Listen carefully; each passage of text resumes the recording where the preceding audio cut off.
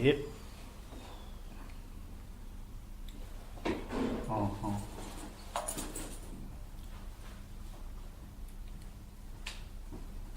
I was going to say that Enter Ron. Is it still... Just read it. Oh, we're recording? Oh, Yeah. okay. No, go. I won't talk about what I'm going to say. No, go. I was going to talk about the John Bernthal thing again. Is that I thought it was...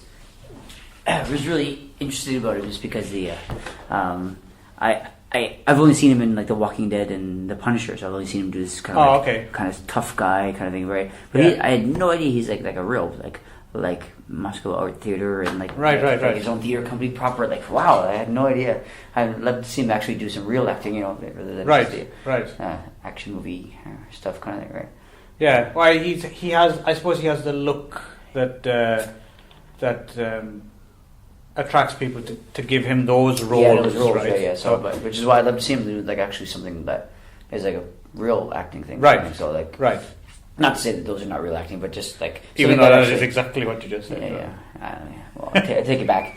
But just seem like you said, like does like Chekhov and stuff. Right. Do something like that. It's really interesting. Yeah, well, I think that's probably the case with a lot of people you wouldn't necessarily expect it from because he also usually kind of like growls his way through most of his roles. He's always like tough guys, so he lowers his voice, but he has his voice is much higher actually. Than I expected. So I was really like surprised by his interview. That's why. So. Well, you know, I suppose most actors, especially in their younger days, have to sit around waiting for the phone to ring. So you've got to get up to something, right? Yeah, so do what you do. Yeah. But anyway, Ron. Is that going to be at the beginning of this episode? I don't know.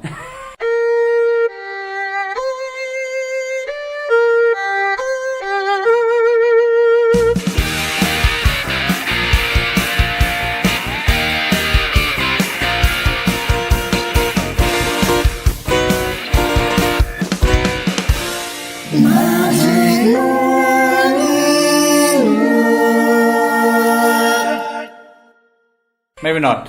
Start again. Yeah. Okay. Enter Ron. Stage left. You've just had a dump, haven't you, Ron? No, I don't know what you're talking about. How was it? Everything came out okay. Ah! Fell into my little trap. So you did. Anyway, welcome to the Magic Morning Wood. How's it going, Ron? Great. Yeah? Yeah, I feel very... Evacuated, relieved, empty. You look good. Yeah, thanks. You too. Cheers, man. Yeah. So we're here once more to talk movies in the wood. Yep. And this episode is my choice. Right. And I chose the 1983 Hong Kong horror movie, The Boxer's Omen. Right. From the Shaw Brothers studio, the once prolific Shaw Brothers studio, in kind of probably their last proper decade of churning stuff out regularly. Mm-hmm. This movie was also apparently titled Mo. Yes, that's the original. The original. I guess that's the Cantonese language title. Mo. Yeah. No idea what it means. Yeah. My research didn't take me that far. Yeah, I didn't find it either. So we're going to go about this in a slightly different way because a few episodes back we decided to adopt the habit of kind of getting all the plot stuff out the way quickly, right? And then we can get down to individual beats and stuff. Right. But in this case, good luck with that. Yeah, I think we're just going to have to go through it, right? And so there's going to be a lot of spoilers, but again, I think this is one of those films that I don't think spoilers are really going to ruin it. Ruin it for you, because it's a very difficult film to talk. It's kind of has to seem to be believed. Have to experience it. Yeah, it's. Okay, so a first time watch for you, Ron? Oh, absolutely, yeah. Okay, right. So before that, why don't we start with what we usually start with? How did you come to this movie? I came to this movie. I first saw this, I don't know, a decade ago or something like that. And I was a big fan of we'll get to this a bit later, but there's this kind of category of these type of Hong Kong horror films where some kind of ancient evil from Southeast Asia unleashes itself on, vacationing Hong Kongers, or, and I'd seen quite a few of these films, and I knew of Boxer's Omen, but no one had really flagged it up as a must-watch. Yes, as a kind of well, I think maybe the pinnacle of this particular category of films. I thought it was just another one, so I didn't. I took my time to get to it, right. And then I saw it, and I was, holy shit! And I think one of the review I wrote of it in my book must be like one of the longer reviews in my book. I think because it's just, and it's not even much. It's just cataloguing what happens, because I'm not quite sure how else to go about. So that's and I. Just thinking about it, I thought, that would be fun. I wonder what Ron would make of this, and I was happy to watch it again. Right. So still worked for me this time. So, anything you want to say up front before we jump into it? Let's jump into it. Okay, all right.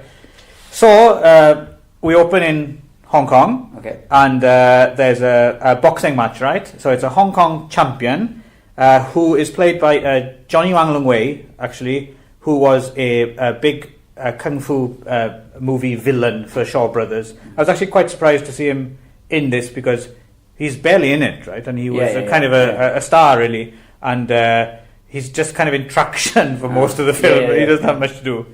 Anyway, he's fighting the fighter from Thailand, who was played by Bolo Young. Was Bolo familiar to you? No. Really? No.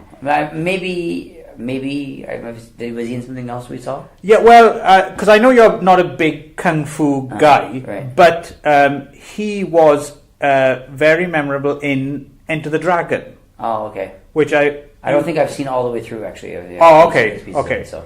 He's like he always plays the big evil motherfucker, because he looks like a big evil motherfucker. He's not from Thailand. Right.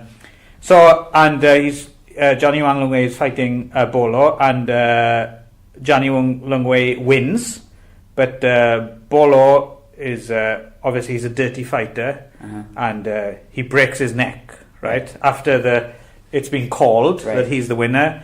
Bolo Yang breaks his neck, and it turns out he's going to be paralyzed for the rest of his life. So he asked his brother, played by the star Philip Corfei.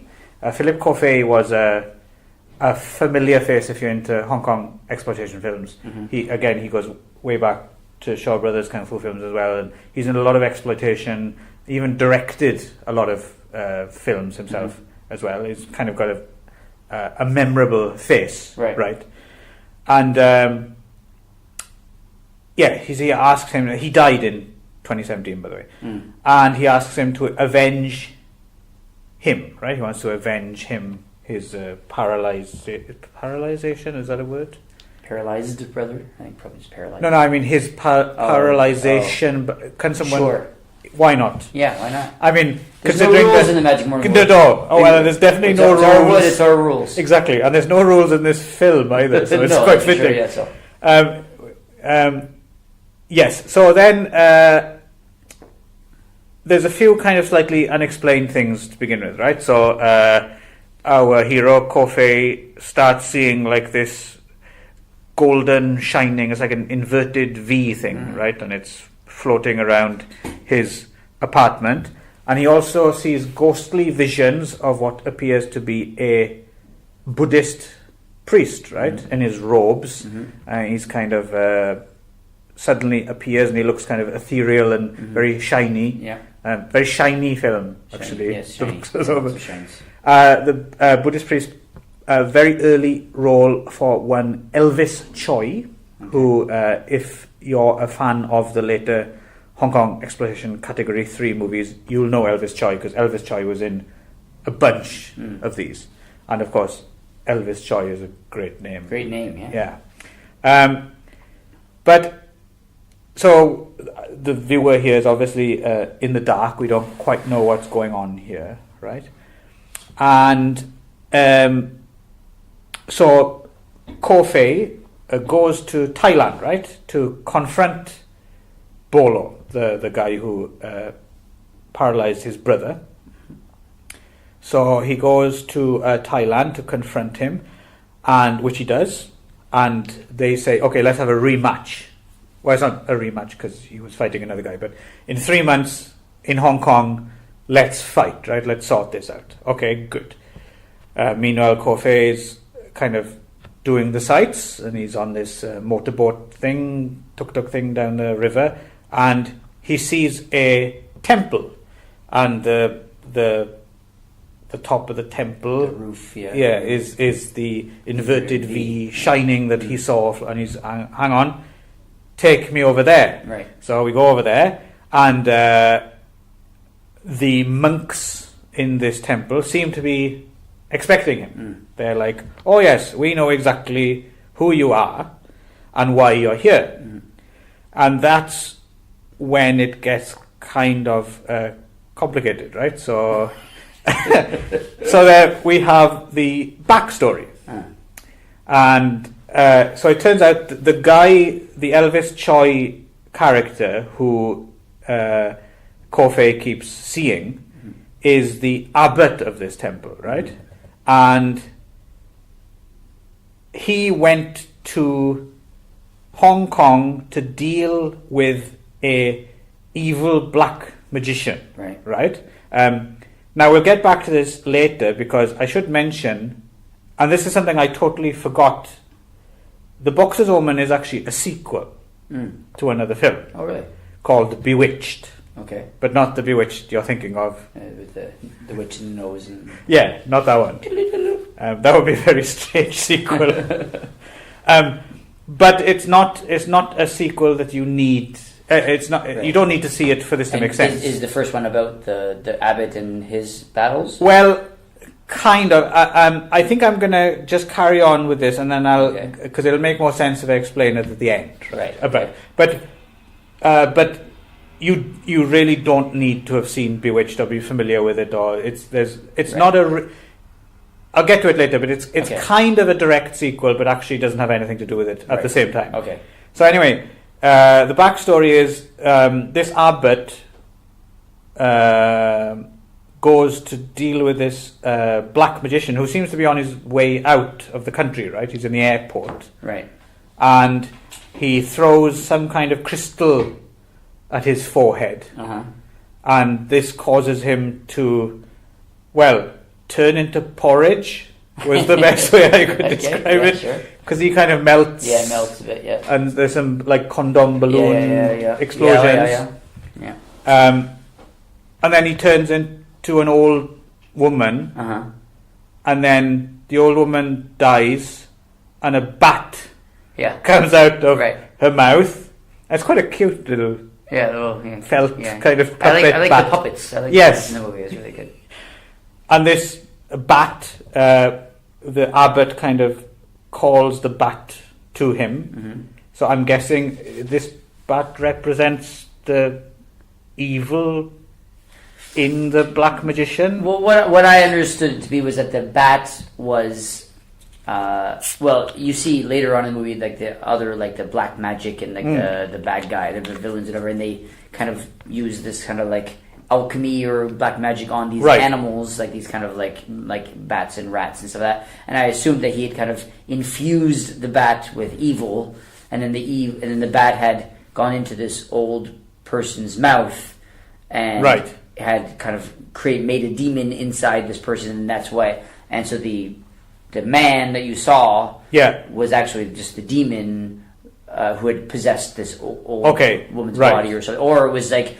Yeah, so it was, and then he was basically exorcising the black magic, and that's what the bat was. I guess there's no real way to actually really know what was happening, right? But yes. So So bear with us because this is kind of where it starts to go into overdrive. Off the rails, yeah. So I've actually because we want a little bit of expediency, otherwise we'll be here all day. I did actually just I wrote down what I wrote in my original review happens next. Right. So basically, the abbot's got this bat, right, and then I can't read my own writing here. The abbot sacrifices the bat, and this causes a giant bat in another evil sorcerer's lair to melt. Right, so he nails like a there's some kind of like connection between the bats. He nails like this metal pin into the bat, and then we cut to this other evil sorcerer's lair, and he's got like quite a big bat like statue thing or something, and that suddenly crumbles. Right, some sort of like a psychic link between the two. Yes, so. And then we're introduced to this good magic versus bad magic theme, right? Which is pretty much what goes on for the rest of the film. Yeah.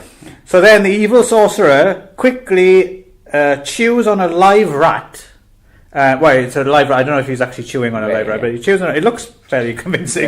Picks up a rat, chews on a rat, spits blood on the remains of the bat, which results in a reanimated bat skeleton. And then the skeleton, the bat over at the good monk's place seems to come back to life as well, right? Right, yeah. So then the abbot smashes it to bits with a mallet. Yeah. Right.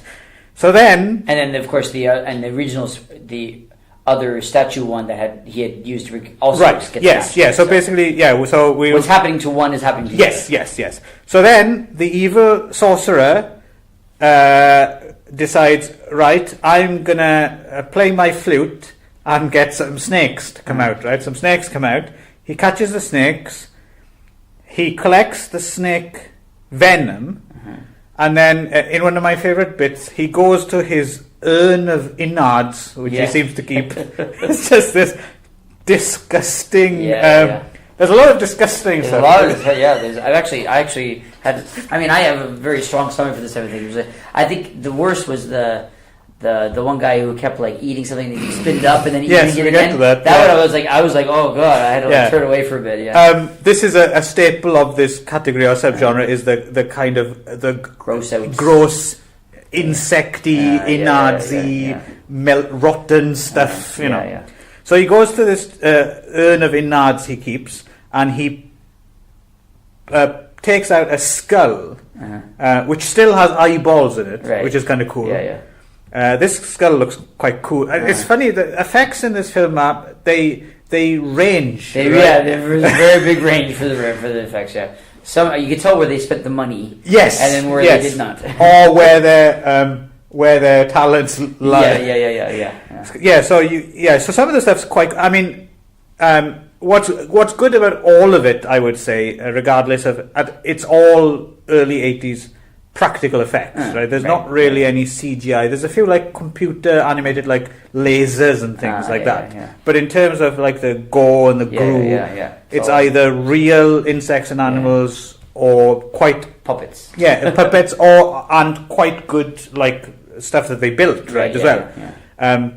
In the case of the skull looks pretty cool. Right. So he takes the top off the skull, and the brain's still in there, and he pours the snake venom into the brain, and then just kind of churns it up with a spoon. Stirs it up. And then he gets this kind of potion or something, this liquid, and then he feeds it to some big hairy tarantula-like spiders, right? And these effects are slightly less convincing. So these spiders, which seem to have like needles or something protruding, teeth or some kind of fangs. They use this to suck up the poison. So I guess they have their own straws. I think. I was thinking there's spiders with straws. So you wrote all this in your book? I couldn't see any other way around it because I wanted to kind of include everything. Yes, and then he goes round with these spiders, which are full of this poison. He goes round to the temple where the good guy Elvis Choi is kind of just hanging out having a nap. He manages to break in, and he crawls up on a roof like on the inside, on the ceiling, right? He's crawling along the ceiling, and then he drops the spiders down onto Elvis Choi's face, and then they pierce his eyes with the needles. Right. And that's the end of that flashback, right? And then the monk explaining this to Kofi explains that the abbot was very near to attaining some kind of immortality, enlightenment. Yeah. And this has, it's put it back a bit. Yeah. Right, obviously, because now he's dead. Yes. Right. But luckily, they've kept him in an urn. Yes. So then they go over... gigantic urn. Yes, huge fucking urn. They go to this urn, which they proceed to smash open with mallets. Yeah. And inside is the kind of like desiccated looking body of the abbot, which talks to Kofi and tells him that because they were twins in a past life, that they're linked. So anything that bad that happens... Are you following this at home? Anything bad that happens to him will also happen to Kofi, right? So he'll die or something, I guess. So he has to train to fight the evil sorcerer. Right. In order to do this, he becomes a monk. And we have a bit of local colour here. We have this kind of weird kind of street carnival scene, right, where with an elephant and stuff. Yeah. Where he's, I guess, I don't know if ordained is the correct word, but he basically becomes a monk. Right. And he begins his training. Yeah. In a montage. Yes, yes. And in 3 months becomes whatever awesome monks become. An awesome monk. Yeah. In 3 months. Yes, which includes meditating in a river and getting covered with leeches, which looks kind of quite convincing. Yeah. I'm wondering if Kofi did cover himself in leeches. Who knows with this? Knows how far they went for it. And then there's and it starts to get really kind of surreal and cosmic as well at this point, right? Because he goes inside another. It's not an urn exactly, but something like that. Yeah. And monks chant around him, and there's inscriptions written on the inside in Thai. And then they kind of go into his body or something, and then they give him like Buddhist superpowers. Yes, he becomes basically it's like a Buddhist superhero movie. Kind of, actually, Monks are superheroes. They have these powers, and so yeah. I mean, if there was any lick of truth in it, I'd be very tempted to become a Buddhist. It looks pretty cool. So all the writing kind of goes on his skin like a tattoo almost. Yes, but. And it's like very a moving tattoo. It moves around, and this gives him powers, and it's very hallucinatory, and it's pretty cool. It's for E3, it was not bad. Yeah. So he's finally ready to fight the evil sorcerer, right? So then we get another battle of the sorcerers. This time, the evil sorcerer, he's got some more bats, and he's also got some. I guess reanimated crocodile skulls. I think that kind of snap along the floor. These things are cool. I like these things, although they're very easily defeated. Just put a candle in their mouth or something. Can't imagine that they're. Yeah. But then you think, there's your plan foiled, evil sorcerer. But no, because then he somehow manages to summon like a floating green alien head thing, right? Which looks, if anyone's familiar with the old Dan Dare comics, he looks like the Mekon, the villain from. You don't know Dan Dare? No. It's a very British institution. It kind of looks like the Mekon, but that doesn't really work out either. It's Kofi now. Kofi defeats that, and the evil sorcerer kind of. When one of his tricks goes wrong, it kind of affects him physically as well, right?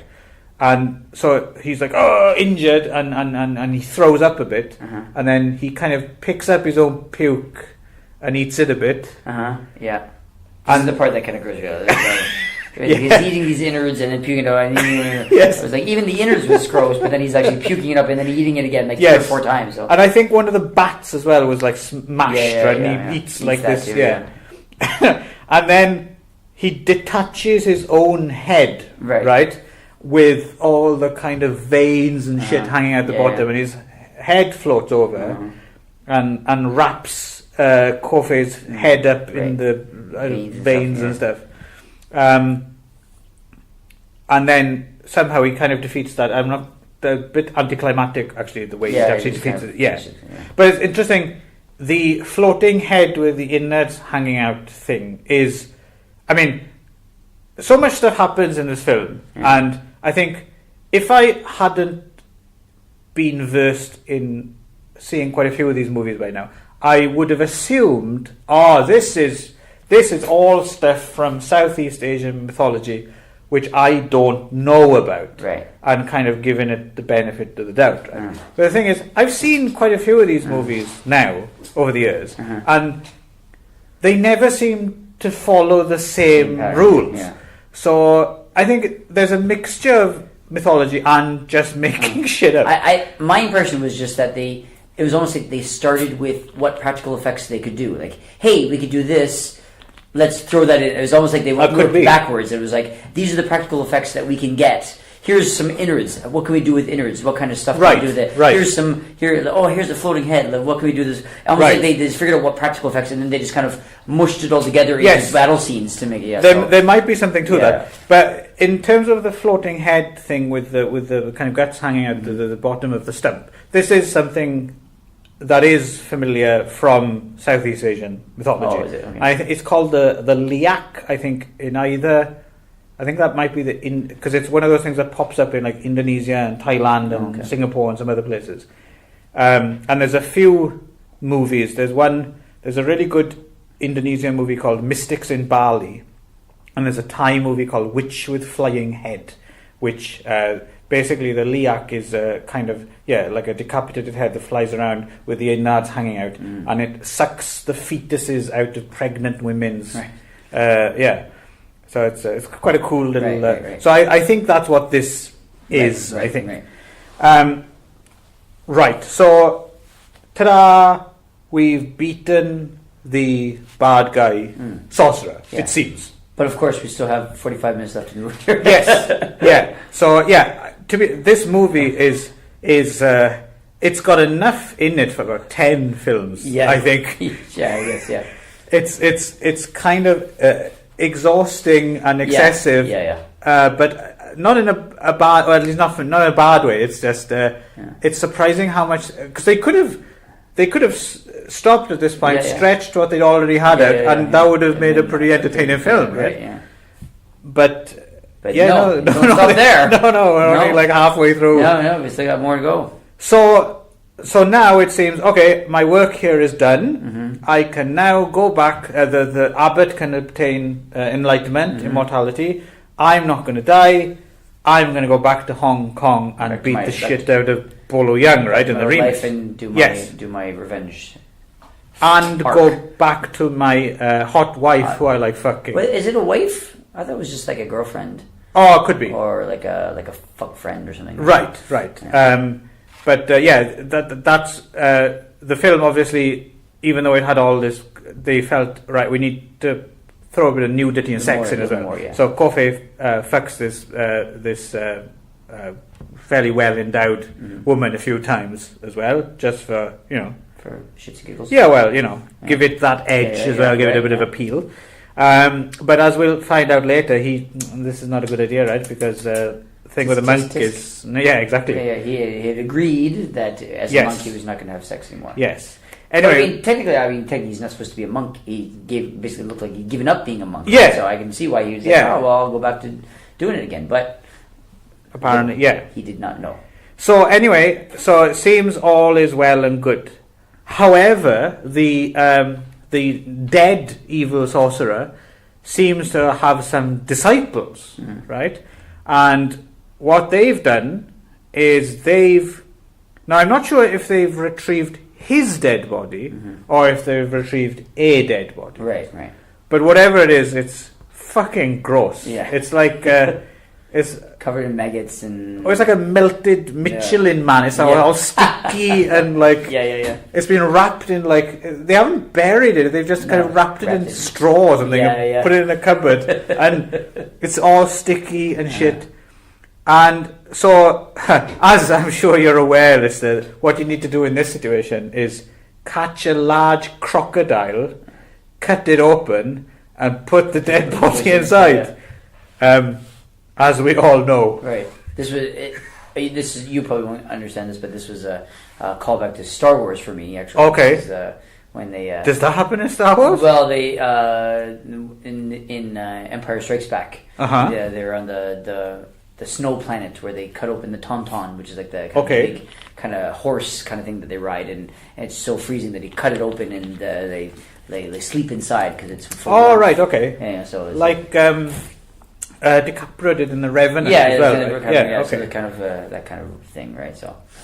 So they put the sticky porridge body inside this crocodile. This actually reminded me as well of I had happy memories of I once visited a crocodile farm in Cambodia, right? Which if you ever get a chance is really awesome. Really? Yeah, it's cool. They had this huge kind of open pit with like concrete walkways you walked up, and underneath you there were all these kind of crocodiles just wandering around, and they fed them snakes.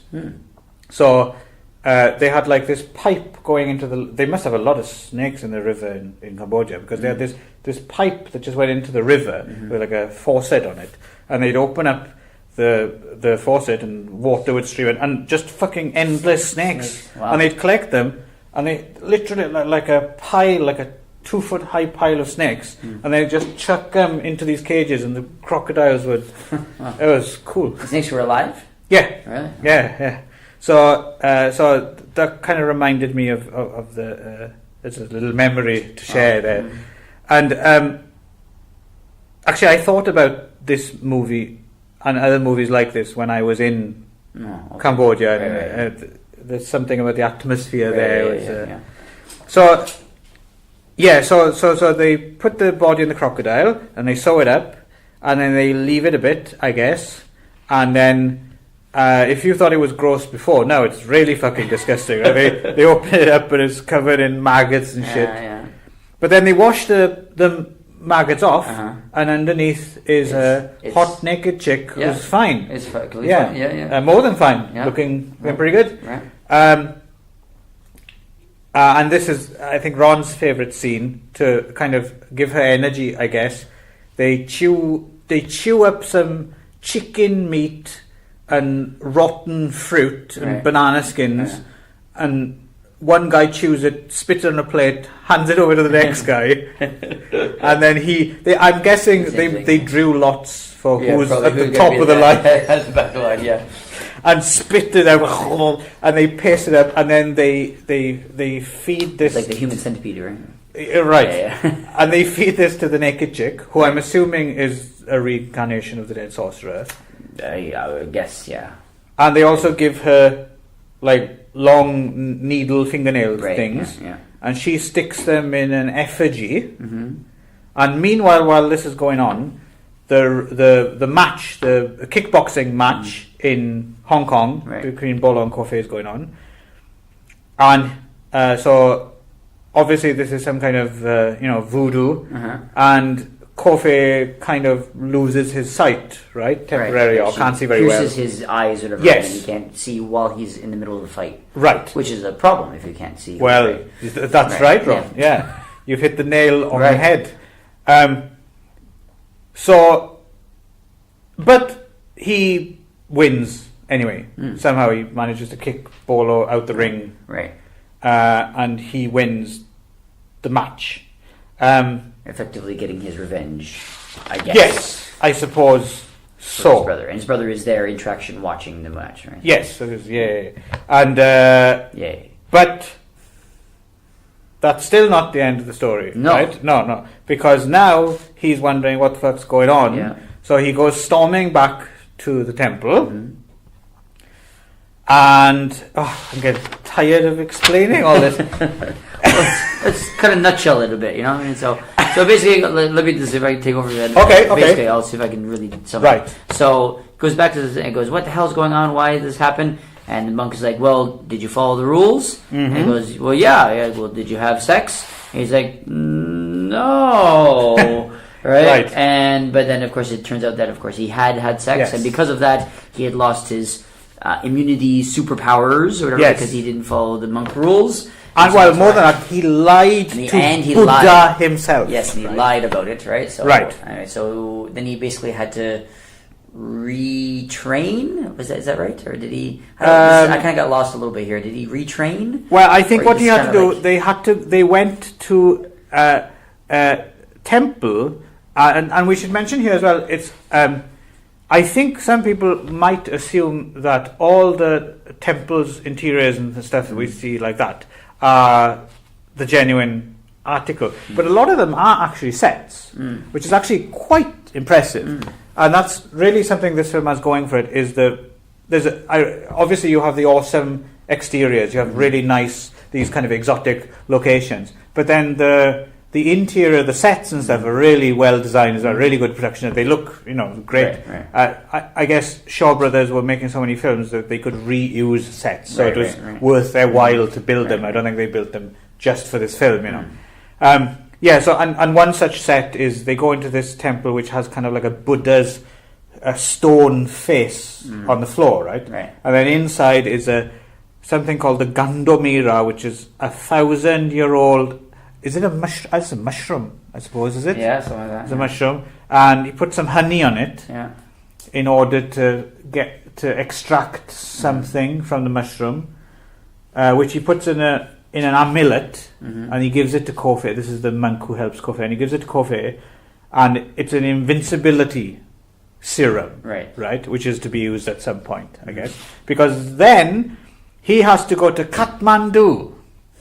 He has to go to Nepal because he has to get some precious relic called the golden ashes, because obviously because of what those evil sorcerers did with the naked woman with the needle fingers, the abbot can't obtain immortality, so they're both kind of still in danger.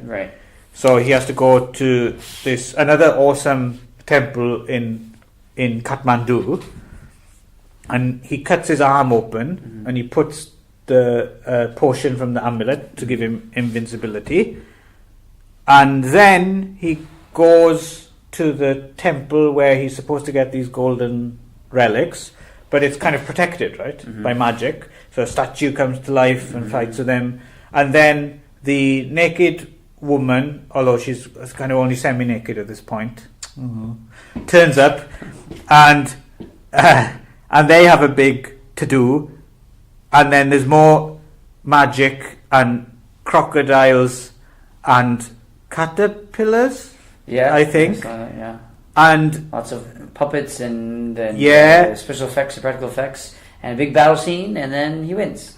And then it goes even weirder, because it's weird enough. It's weird all the way through, right? I mean, there's but then doesn't she give birth to like some I don't know what they are. They're like, well, first she kind of looks as if her organs have been replaced. She's got it's basically a body stocking with innards painted on it. And then she gives and then she gives birth to some plastic bags covered in blue goo, and then disintegrates into some maggots.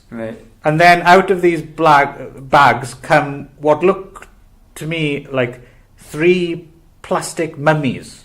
And then I think all 3 plastic mummies are actually the dark wizard from before, right?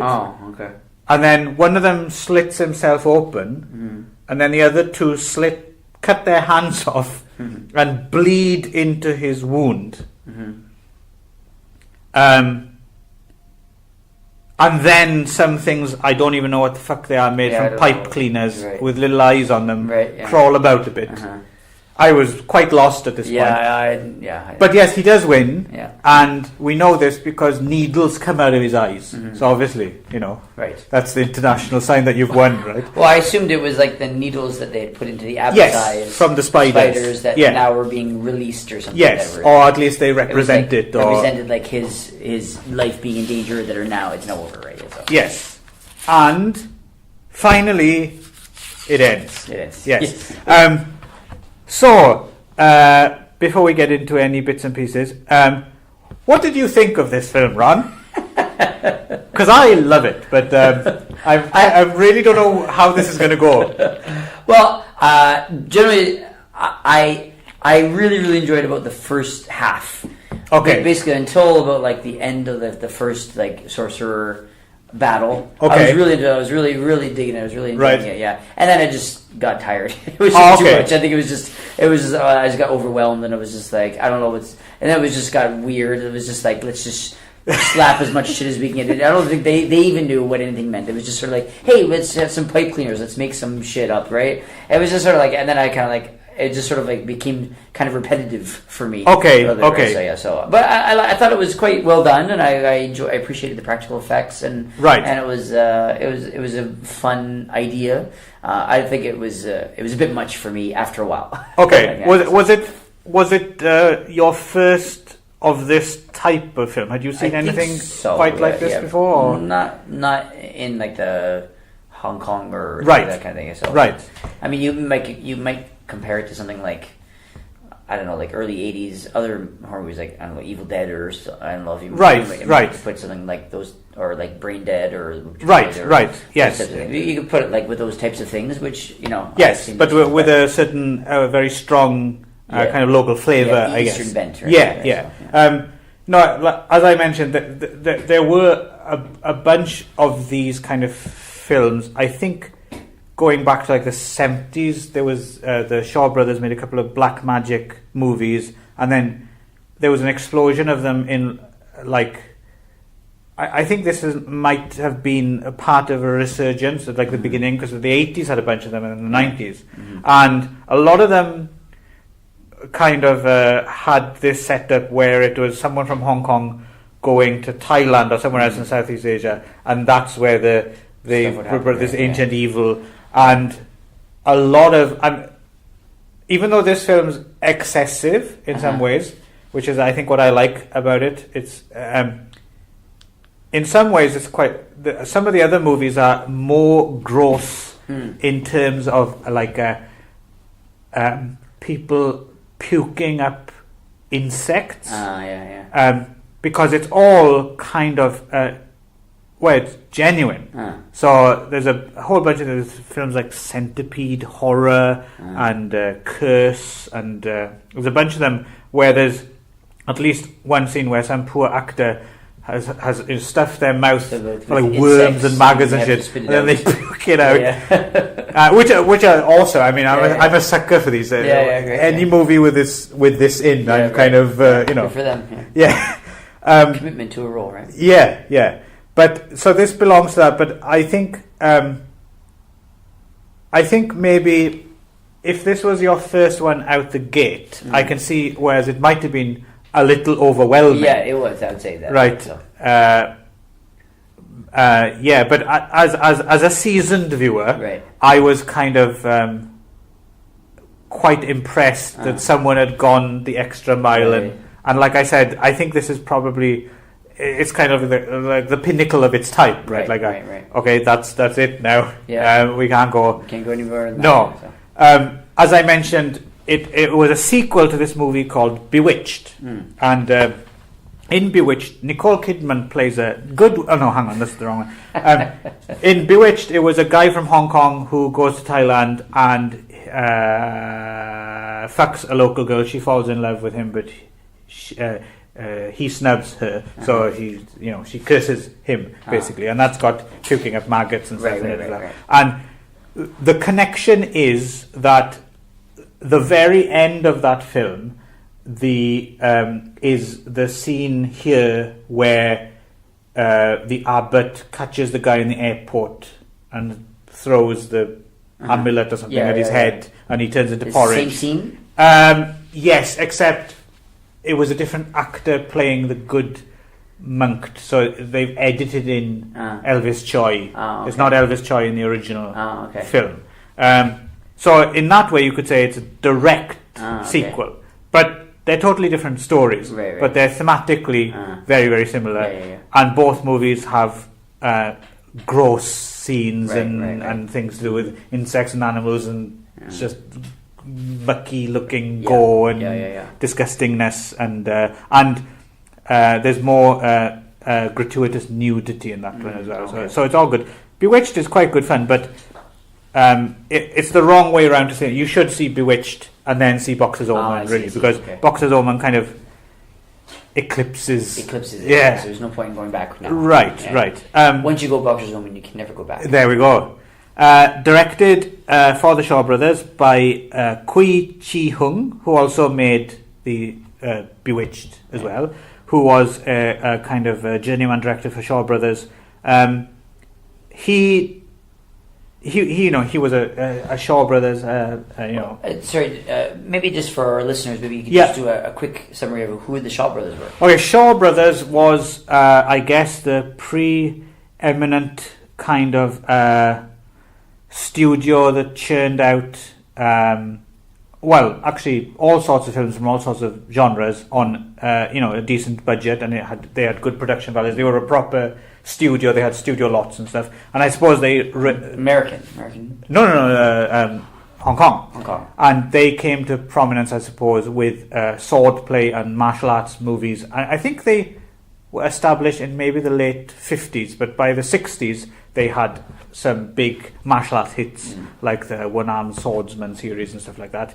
And they're most famous now for their martial arts films, but they did things in all sorts of genres, and they did horror movies, and they did kind of like sexploitation movies. They did a lot of musicals in the 60s, like Chinese opera musicals and stuff. And I guess over the span of, I think they pretty much stopped in the late 80s churning out stuff like a factory, because they were like an assembly line. There was like a new Shaw Brothers film a week. Wow. So there's hundreds of titles in the catalogue, and some of them have been remastered and put out by this company called Celestial, including the Boxer's Omen. You've got the DVD, which we watched. So there's a lot of stuff out there as well, which is quite rare, difficult to see, and there are, I suppose I'd count myself as one of them, there are, Shaw Brothers, fanatics who pretty much try and watch anything Shaw Brothers related, but they put out quality product, right? Like everything was well done. It's all good production design and costumes, and of course the action choreography and stuff is phenomenal. But they were not, especially at this period, they weren't adverse to pumping up the kind of exploitation elements as well, with the nudity and the gore, and so some of them went quite far.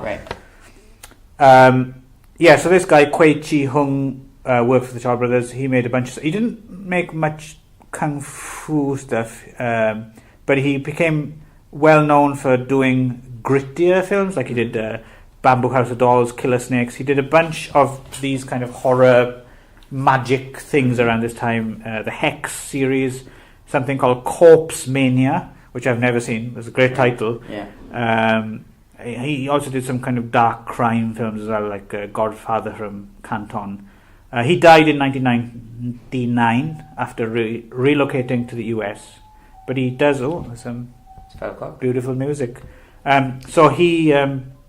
maybe I should sing this bit to accompany. So he was known for being...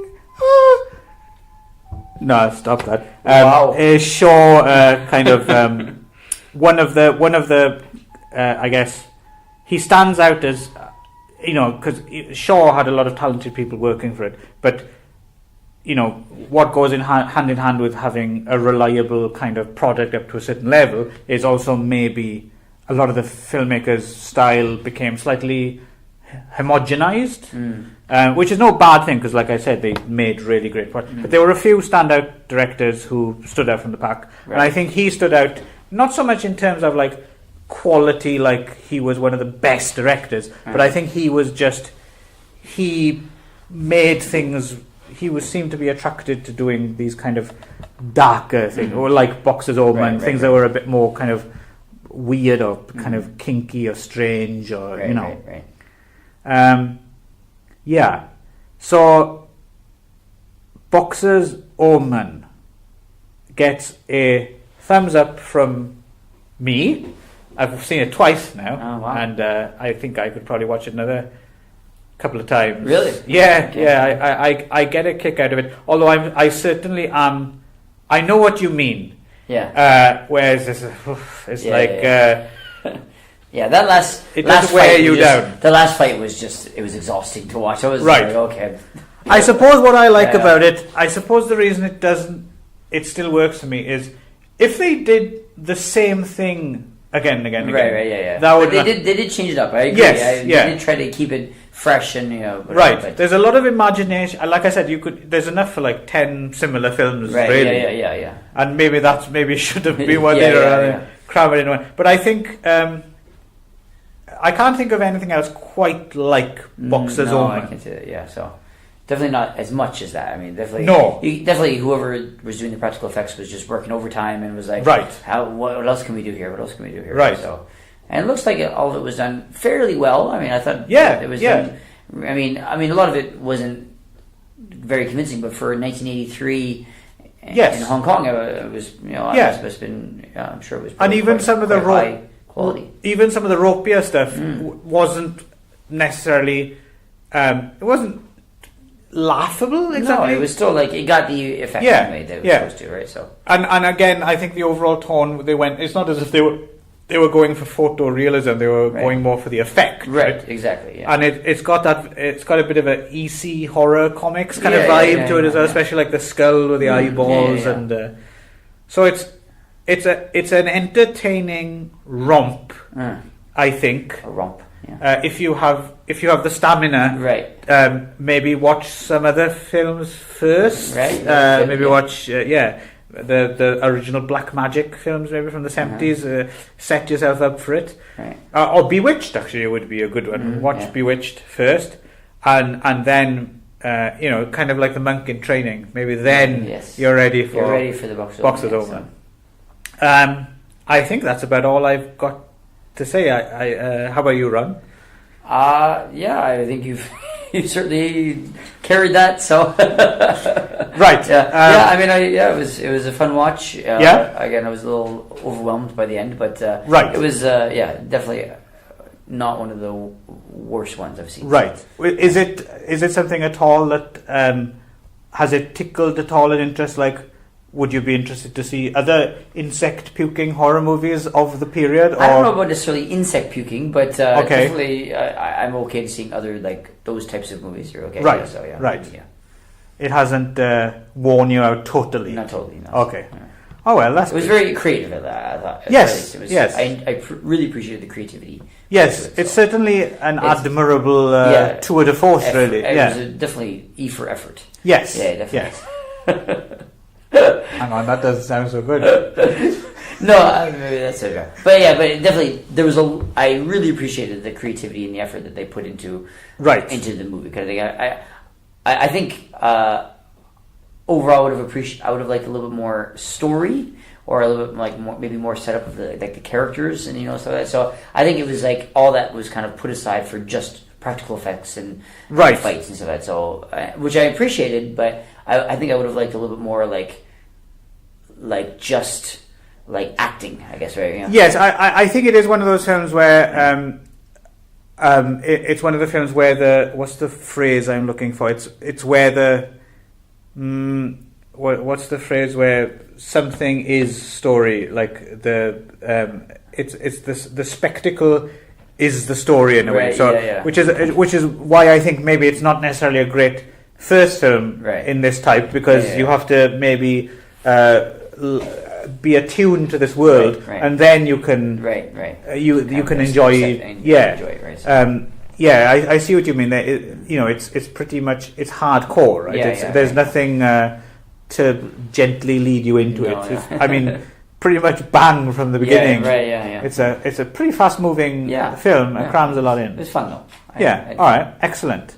Right, let's go and eat some insects and fight. Yeah, let's go boxing. That's what we do. Break your neck. Cool. It's the witches Bible, witches tribal, witches essential to mental survival. Witchcraft, raps cuts, breaking the graph, before we're hex on the necks. With the techniques of past, that's the witches Bible. Witches tribal, witches essential to mental survival. Witchcraft, raps cuts, breaking the graph, before we're hex on the necks. With the techniques of past, we're intense. TPs and wigwams, beat the spirit drum with the medicine man. Dance around the totem with talisman and token. Download an incantation that'll leave your modem smoking. By virtue of verse, I curse you, leaving in a magic circle. I'm certain to hurt you. The whisper on the breeze, leaves in the trees. The figure in the forest, the enigma in the seas. I found the answer through meditation, a mantra. Enhanced chance of advanced necromancers. The hex caster predicting disaster, making an apprentice out of any sentence master. I'm a shaman, uncaging a raven. If Salem's your haven, fill your faith caving. The raven appetite for mayhem slays men who lie on ley lines and pray to Damien. It's the witches Bible, witches tribal, witches essential to mental survival. Witchcraft, raps cuts, breaking the graph, before we're hex on the next. With the techniques of past, that's the witches Bible. Witches tribal, witches essential to mental survival. Witchcraft, raps cuts, breaking the graph, before we're hex on the next. With the techniques of past. Welcome to the wonderful land of the dead. We speak the unsaid to the secret hundred, who gather a dust, steeped in mistrust. Smell the mystic musk of bloodlust. It's us, the chosen few exist amid the mystery of a myth. We shapeshift around stone circles and megaliths, and stir the seasonal word wizard. I'm leaving you disturbed when the blizzard is heard. On the eve of All Hallows, we play poker tarot in the chips and predict your defeat in the battle. Unravel the DNA chain of any challenger. Travel the dreamscape, or follow no calendar. Envisage a visit to the invisible village. You sold your soul for must grow before the ceremony finish. Read my manifesto, manifest my fest on the west. For the wickedest witch on the west coast. It's the witches Bible, witches tribal, witches essential to mental survival. Witchcraft, raps cuts, breaking the graph, before we're hex on the next. With the techniques of past, it's the witches Bible, witches tribal, witches essential to mental survival. Witchcraft, raps cuts, breaking the graph, before we're hex on the next. With the techniques of past. Watch out, watch out, watch out, watch out, watch out, watch out, watch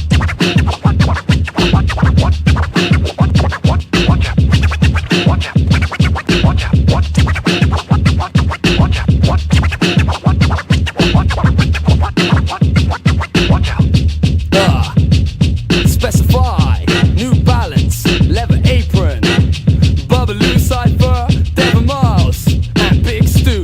This is for all you crazy wizards out